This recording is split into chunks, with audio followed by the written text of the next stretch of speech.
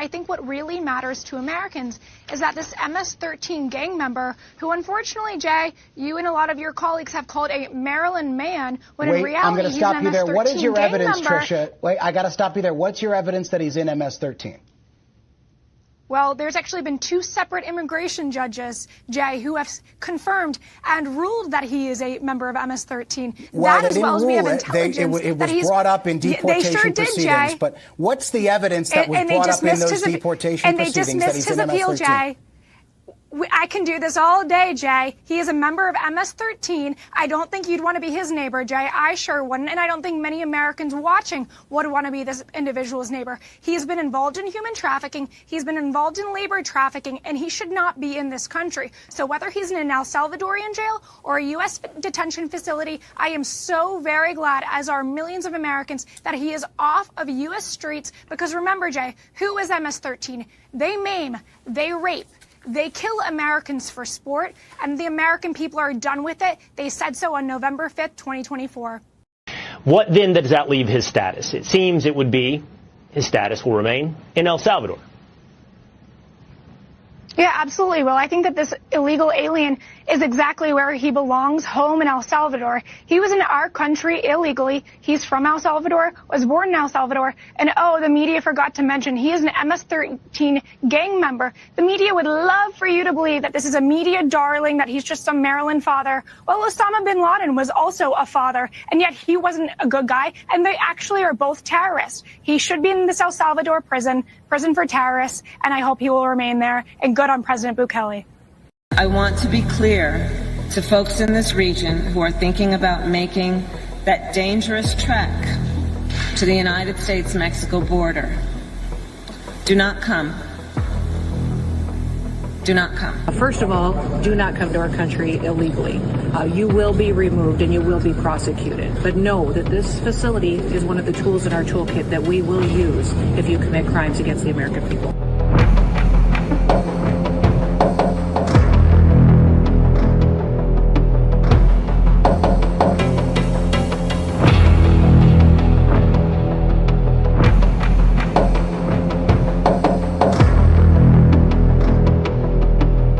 Tricia McLaughlin joins us now with more. Tricia, how many hotels are you looking at?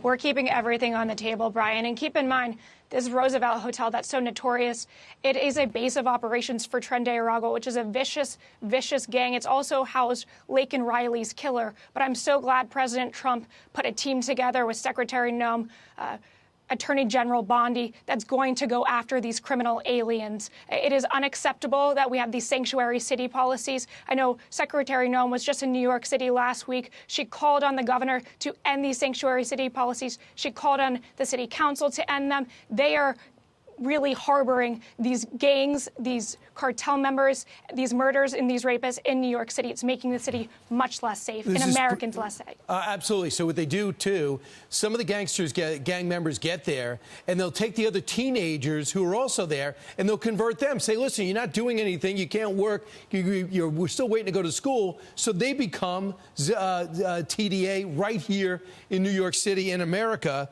And you talk about this, 75% of the Midtown Manhattan arrests are illegal immigrants. That, according to the NYPD, not you. And what I think really has gotten under my skin when I heard about it, and must really drive you guys crazy, is what about the guy that lit the woman on fire? Sebastian Zapata, I think his name is. He will not be, New York will not turn him over to ICE?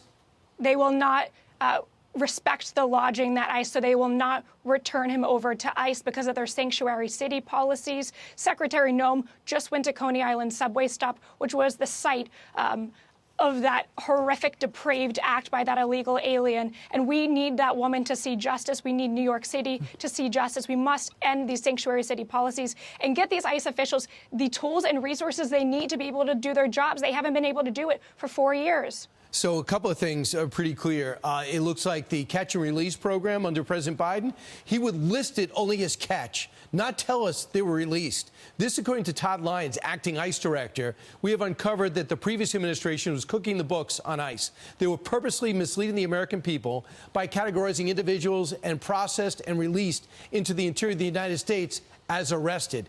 they go on. How disingenuous is that?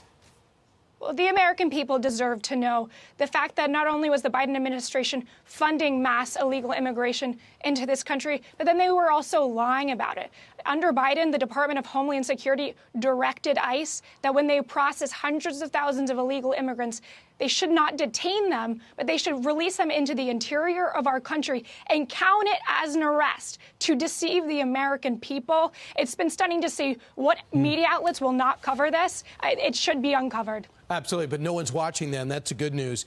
California is exploiting Medicaid, a loophole, to pay billions of dollars for illegal immigrants' health care. So they're using Medicaid that comes from the government now. We're doing a lot thanks to Obamacare in many ways. And they're using it to give illegal immigrants health care, probably better than the average tax-paying citizen over in California. We need to use every incentive to illegal immigration. The Trump administration, President Trump's Secretary Noem, just launched CBP Home, which is a self-reporting, self-deporting app to get illegal immigrants out of this country. The incentive is that if you leave now, you may have the opportunity to return the legal right way and live the American dream. But if you do not leave now, we will find you, we will arrest you, and you will never be able to return. All right, we'll see what happens, Tricia. We'll move this forward, and hopefully there'll be enough pressure from this kill.